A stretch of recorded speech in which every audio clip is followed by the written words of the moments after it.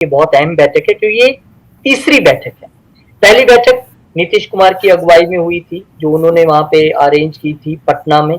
दूसरी बैठक कर्नाटक में हुई थी, जो कांग्रेस ने अरेंज की थी। अब ये तीसरी बैठक है, जिसको एक तरीके से उद्धव ठाकरे जो है वो अरेंज कर रहे हैं। जिस तरीके से अगर मान लीजिए मल्लिकार्जुन खड़गे बन जाते हैं संयोजक, तो क्या पीएम के लिए भी उनका नाम सजेस्ट होगा? क्या प्रधानमंत्री का चेहरा भी मल्लिकार्जुन खड़गे ही बन जाएंगे?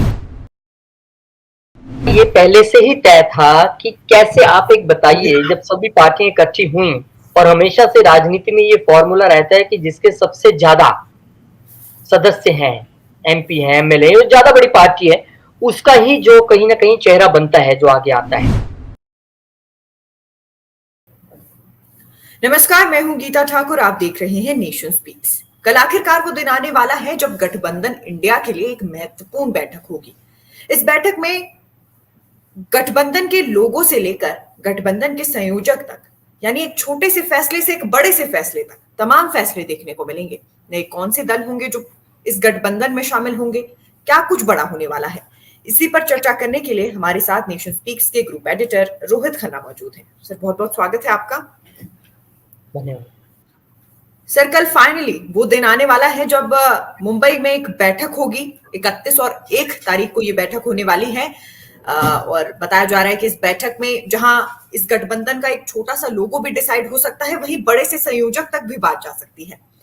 यानी इस बैठक में कुल मिलाकर ये कहा जा सकता है कि अब तक जिस तरीके से तेज तैयारियां दूसरी तरफ से, उतनी ही तेज तैयारियां गठबंधन से भी देखने को मिलेंगी। बिल्कुल तेज तैयारियां देखने के लिए मिलेंगी और आपने सही कहा, ये बहुत अहम बैठक है क्योंकि ये तीसरी बैठक है। पहली बैठक नीतीश कुमार की अगुवाई में हुई थी, जो उन्होंने वहां पे अरेंज की थी पटना में। दूसरी बैठक कर्नाटक में हुई थी, जो कांग्रेस ने अरेंज की थी। अब ये तीसरी बैठक है, जिसको एक तरीके से उद्धव ठाकरे जो है वो अरेंज कर रहे हैं और तैयारियां पूरी हो चुकी हैं। होटल में जायजा लेने के लिए कल शरद पवार भी पहुंचे हुए थे, आदित्य ठाकरे भी गए थे, कांग्रेस नेता भी वहां पर जा रहे हैं। तो तैयारियां पूरी हैं और अब ये तैयारियां चल रही हैं कि अच्छा अब इसमें क्या क्या एजेंडा रहेगा, ये इंपॉर्टेंट है बहुत ज्यादा। क्योंकि अब तीसरी बैठक है, अगर अब भी कुछ कंक्लूसिव निकल के नहीं आया तो सबसे पहले तो दूल्हा तलाशेंगे कि भैया पूरी बारात है, सब कुछ है, हमारा दूल्हा, सब यही सवाल पूछते हैं, तो सबसे पहले हम वही तय कर लें। तो इसमें संयोजक कौन होगा ये तय हो सकता है, छोटी छोटी कमेटियां बन सकती हैं, जैसे आपने बताया एक लोगो जारी हो सकता है। लोगो कैसा रहने वाला है, ताकि, क्योंकि एक नाम पे भी पहले बहुत सारे सवाल उठे थे, तो लोगो ऐसा ना हो कि जिसपे फिर से सवाल उठे, तो लोगो तय हो सकता है। और उसके अलावा जैसे मैंने पहले कहा था कि हो सकता है कि कुछ प्रदेशों को कंक्लूड करके अलग अलग जोन बना दिए जाएं, उनके उन अलग अलग जो हैं उनके अध्यक्ष हो जाएं, ऐसा भी हो सकता है, उनके अलग अलग मुखिया हो सकते हैं। तो ये तमाम बातें अभी चर्चा में हैं, इनमें से कितनों पे सहमति बनती है, क्या होता है। आपने सही कहा, 31 अगस्त, 1 सितंबर, ये 2 दिन बहुत इंपॉर्टेंट है। जी सर, इसके साथ साथ जिस तरीके से नीतीश कुमार संयोजक के नाम से खुद को अलग कर चुके हैं, उन्होंने कहा है कि वो संयोजक नहीं बनना चाहते या कुछ भी नहीं बनना चाहते हैं। और दूसरी तरफ अब एक नया नाम यानी मल्लिकार्जुन खड़गे का नाम देखने को मिल रहा है बतौर संयोजक। इसे कैसे देखते हैं? गीता, ये पहले से ही तय था कि कैसे, आप एक बताइए, जब सभी पार्टियां इकट्ठी हुई और हमेशा से राजनीति में ये फॉर्मूला रहता है कि जिसके सबसे ज्यादा सदस्य हैं, एमपी हैं, एमएलए, ज्यादा बड़ी पार्टी है, उसका ही जो कहीं ना कहीं चेहरा बनता है, जो आगे आता है। अब नीतीश कुमार भले ही ये कहें कि वो कुछ नहीं बनना चाहते, पर ऐसी चर्चाएं तो थी सूत्रों के हवाले से। अब नहीं बनना चाहते, कोई बात नहीं, अब कौन बनेगा, उसलिए आपने जैसे कहा कि मल्लिकार्जुन खड़गे का नाम आगे किया जाएगा। बहुत सेफ गेम हमेशा से कांग्रेस पार्टी खेलती आई है। उसे पता है कि अगर इस वक्त राहुल गांधी, प्रियंका गांधी या सोनिया गांधी, तीनों में से कोई एक नाम आगे कर दिया जाता है संयोजक के लिए, और इंडिया गठबंधन नहीं परफॉर्म कर पाती है, नहीं अच्छा चल पाता है, एनडीए के सामने नहीं चल पाता है, तो फिर इस पे इल्जाम आ जाएगा जो संयोजक था। तो वहां पे रिस्क ना लिया जाए, आप एक ऐसे चेहरे को बिठा दें जो कांग्रेस से हो, कांग्रेस के सबसे बड़े पद पे हो, और जरूरत पड़ने पे अगर इंडिया बहुत अच्छा परफॉर्म कर जाए, ऐसी कोई स्थिति आ जाए प्रधानमंत्री वाली, तो जरूरत पड़ने पे वो अपनी मर्जी से कांग्रेस प्रधानमंत्री बना सके, जरूरी नहीं है कि उसी चेहरे को बनाना पड़े। तो ये बहुत सेफ गेम है कांग्रेस की, अगर मल्लिकार्जुन खड़गे का नाम आ रहा है और जैसे कि आपने बताया मुझे भी लगता है कि ये वो चेहरा हो सकता है, पर फिर वो शिवसेना की दलील का क्या होगा जो उद्धव ठाकरे ने कहा था कोई भी ऐसा चेहरा ना हो जो एक बड़ी इंपॉर्टेंट पोस्ट पे बैठा, और मल्लिकार्जुन खड़गे तो खुद अध्यक्ष हैं राष्ट्रीय कांग्रेस के, राष्ट्रीय अध्यक्ष हैं। तो ऐसे में ये आपने सही कहा बिल्कुल कि इस नाम को अब आगे तो लाया जा रहा है, और सबसे बड़ी पार्टी होने के नाते मुझे लगता भी नहीं है कि कोई ज्यादा सवाल उठा पाएगा। तो लगता है जी कि इस बार अध्यक्ष तय हो जाएगा, और आपने सही कहा मल्लिकार्जुन खड़गे अभी चर्चाओं के दौर में सबसे आगे नाम नजर। जी। और सर जिस तरीके से अगर मान लीजिए मल्लिकार्जुन खड़गे बन जाते हैं संयोजक, तो क्या पीएम के लिए भी उनका नाम सजेस्ट होगा? क्या देखो, प्रधानमंत्री का चेहरा भी मल्लिकार्जुन खड़गे ही बन जाएंगे, या फिर नहीं कांग्रेस बिल्कुल नहीं, पार्टी से ही चेहरा बिल्कुल देखने नहीं, को बिल्कुल मिलेगा? नहीं, बिल्कुल नहीं। आपने ये सही सवाल पूछा, मैंने यही कहा कांग्रेस ने सेफ गेम खेलनी है। वो जरूरी नहीं है खड़गे साहब को ही प्रधानमंत्री बना दे। अब स्थिति ये उत्पन्न होती है कि अगर, ये बहुत बड़ा अगर है क्योंकि एनडीए इतनी मजबूत स्थिति में है, लेकिन फिर भी हम कहते हैं चलिए राजनीति में कुछ भी पॉसिबल, अगर इंडिया को कोई ऐसी संभावना बने गठबंधन जैसी, जो कि अभी किसी भी सर्वे में दिखाई नहीं दे रही है, एक से एक सर्वे आए हैं और सब में बीजेपी बहुत आगे दिख रही है, तो वहां पर अगर तो बहुत कंफर्टेबल है कांग्रेस, हो सकता है कोई गांधी परिवार से चेहरा सामने आ जाए, और बहुत कंफर्टेबल नहीं है जैसे पिछली सरकारों में हमने देखा 90s में जब सरकारें बनी, जिसमें चंद्रशेखर से लेके वीपी सिंह से लेके एच डी देवेगौड़ा से लेके इंदिरा कुमार, तमाम जो प्रधानमंत्री बने कांग्रेस की सपोर्ट से, वहां कांग्रेस ने अपना चेहरा क्यों नहीं दिया? क्योंकि कांग्रेस अनस्टेबल गवर्नमेंट्स में खुद को कभी आगे नहीं रखती है, वो पीछे से ही काम करती है। तो अभी ये संभावना, आपने सही कहा कि एक सेफ गेम के तौर पे आप इसको देख सकते हैं, और हम कोई सेफोलॉजिस्ट नहीं है, हम कोई भविष्यवक्ता नहीं है, पर जितना रोज मीडिया में पढ़ते हैं, सुनते हैं, देखते हैं, उसमें अभी इंडिया एनडीए की लड़ाई में एनडीए कहीं 2 कदम आगे दिखाई देती है। जी सर, इसके साथ साथ इस पूरी मीटिंग से पहले तमाम चर्चाएं देखने को मिली। इस चर्चा में एक और चर्चा ये भी शामिल थी कि नए राजनीतिक दल भी हैं जो इस 26 दल की लिस्ट में और शामिल हो जाएंगे, यानी गठबंधन में और 4 दल भी शामिल हो सकते हैं जो पहले एनडीए के साथ थे।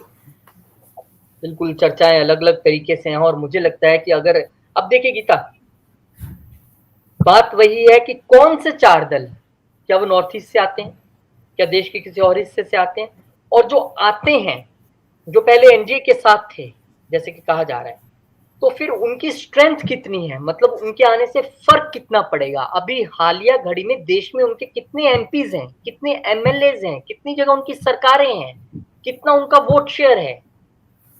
बहुत छोटी छोटी पार्टियां हैं, अगर आप इलेक्शन कमीशन की साइट उठा के देखेंगे तो अंत ही नहीं है पार्टी, इतनी पार्टी। लेकिन बड़ी बात यह है कि क्या आपके साथ जो 4 जुड़ने जा रहे हैं वो बहुत आधार वाले पार्टियां हैं जिससे कि एक बहुत बड़ा बल इंडिया गठबंधन को मिल जाएगा? ये सवाल पहला।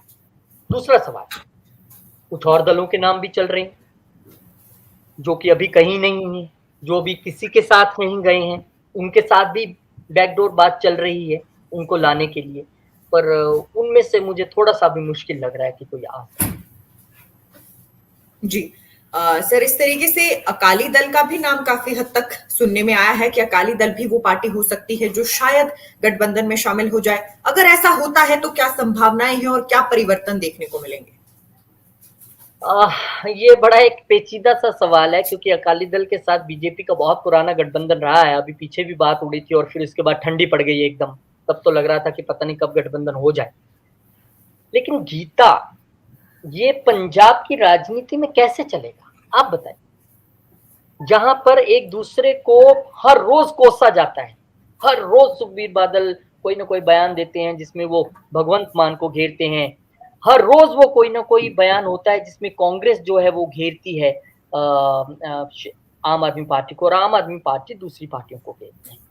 अब बात यह है कि इंडिया गठबंधन में पहले ही आम आदमी पार्टी और कांग्रेस शामिल है।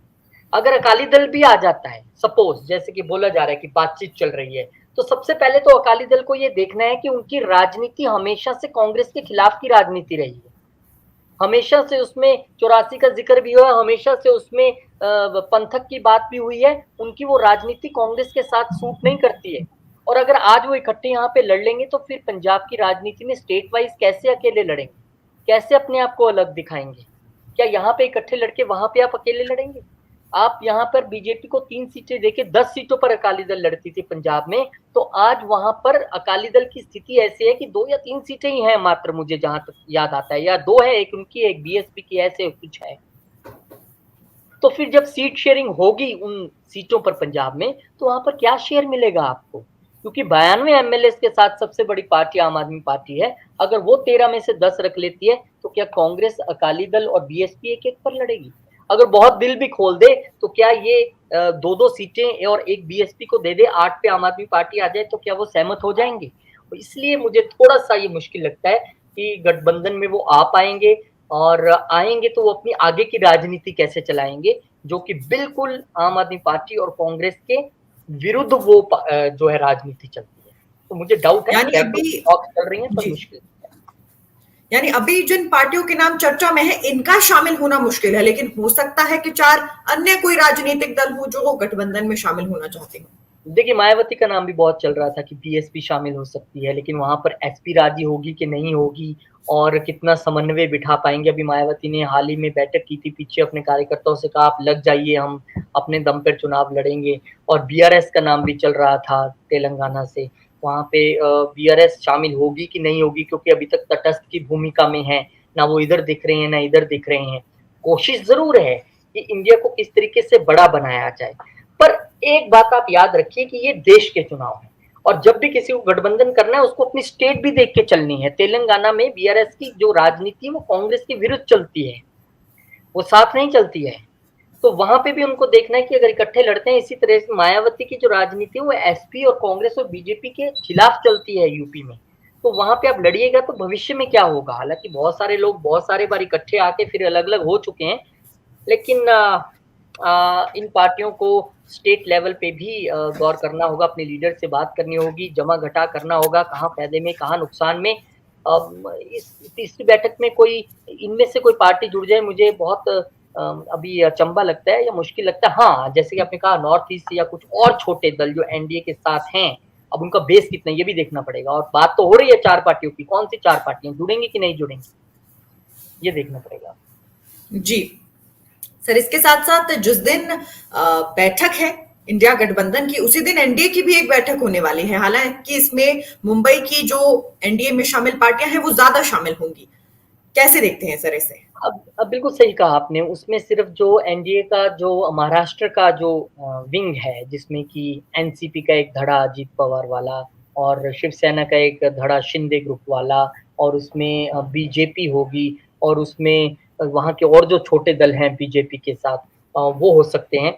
और उनकी मीटिंग है, और कहा यह जा रहा है ये तो पहले से तय मीटिंग थी।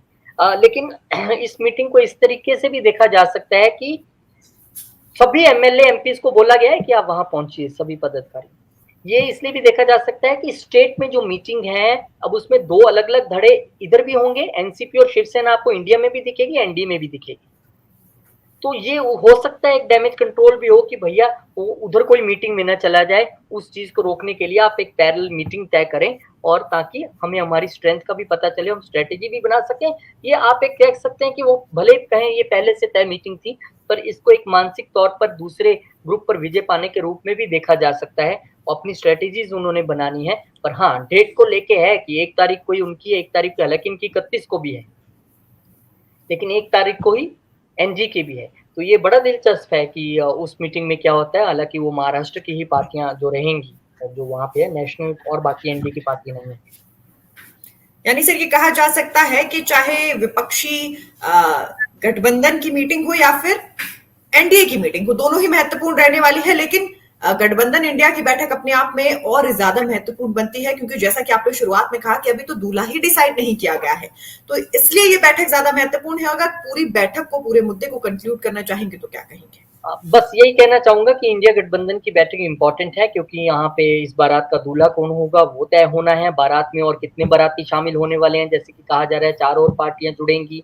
कौन सी 4 पार्टियां जुड़ेंगी, 4 से ज्यादा जुड़ेंगी या 4 से कम जुड़ेंगी, संयोजक कौन होगा, कैसे हमने चुनाव लड़ना है, क्या सीट शेयरिंग का फॉर्मूला, वो नहीं मुझे लगता अभी हो पाएगा इतनी जल्दी में, क्योंकि इसके लिए एक बड़ा टाइम टेकिंग प्रोसेस है वो। लेकिन हाँ, मेन लोगो, संयोजक, कौन सी नई पार्टियां जुड़ती हैं और कैसे आगे बढ़ना है, और अभी के जो बीच के मनमुटाव हैं, पिछले कुछ दिनों में कांग्रेस से बयानात आए, कुछ आम आदमी पार्टी से बयानात आए, कुछ इधर से आए, कुछ उधर से आए, उनको कैसे हमने सॉल्व करना है, वो सारी चीज़ें अभी हो सकती हैं और नज़र संयोजक पे ही सबकी ज़्यादातर रहने वाली है। जी, बहुत-बहुत शुक्रिया सर इस चर्चा का हिस्सा बनने के लिए। तो यानी अभी इंतजार है कि इस बैठक से क्या कुछ बड़ा देखने को मिलेगा। एक लोगों से लेकर संयोजक तक तमाम फैसले लिए जाएंगे और सबसे बड़ी नजर जो टिकी होगी वो संयोजक के नाम पर होगी, क्योंकि संयोजक का नाम भी अपने आप में पूरे रुख को स्पष्ट करेगा। इसके साथ-साथ